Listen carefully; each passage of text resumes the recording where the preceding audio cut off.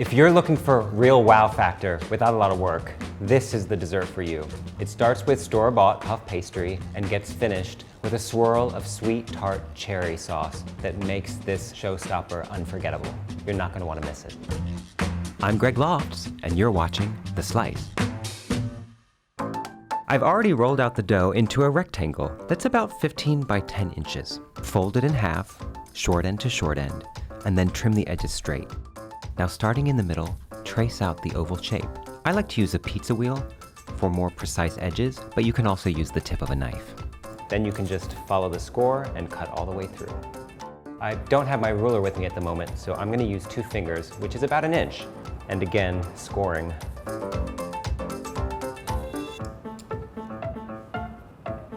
Are you with me so far? This is where the magic happens. This is like a game of double dutch. Just cross one side over the other, and then repeat on the other side. This is getting really soft on me, so I'm going to chill it in the freezer for just a few minutes before we carry on. Preheat your oven to 400 degrees. Next, dock the center of the dough with the tines of a fork. Then score just inside the border, but not all the way through the dough. This way, the edges will rise straight up in the oven. Brush the chilled crust with egg wash. The egg wash will give it beautiful color and sheen, but you also have to put the sparkle on it, and granulated sugar in this case will do a fine job. Be generous. Ready for the oven. Doesn't look like much yet, but wait till you see it come out. Bake until puffed, golden brown, and dry. That'll take about 30 minutes. Now, let's cook up the sour cherry sauce.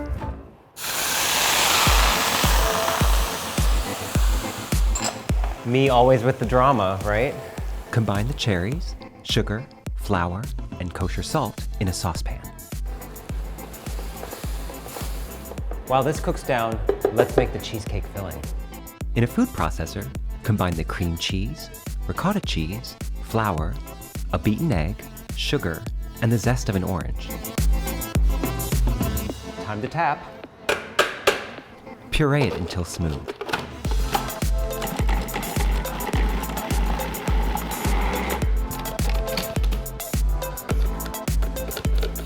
One scrape down. Pulse, pulse, pulse. Done. This is looking just about done too. The juices are thickening up into a nice syrup. Yeah, there it is. See that slow drip from the spatula? That's what you're looking for. Almost like sheeting when you're making jam. All right, we're gonna call that cooked. Yum, thick and shiny. Pour the cream cheese filling into the cooled crust and spread it evenly to the edges with an offset spatula or a rubber spatula like this. Dollop the cherry sauce over the filling, a spoonful at a time, and swirl in some of those juices using your best artistic flair. Bake until set in the center, puffed a bit at the edges, and the entire kitchen is filled with the fragrance of cherries and cheese, about 25 to 30 minutes. Look at this beauty. I have to take a taste. I'm a crust guy, so taking the corner piece. So good. Call it a cheesecake, call it a strudel, call it a tart or a pie.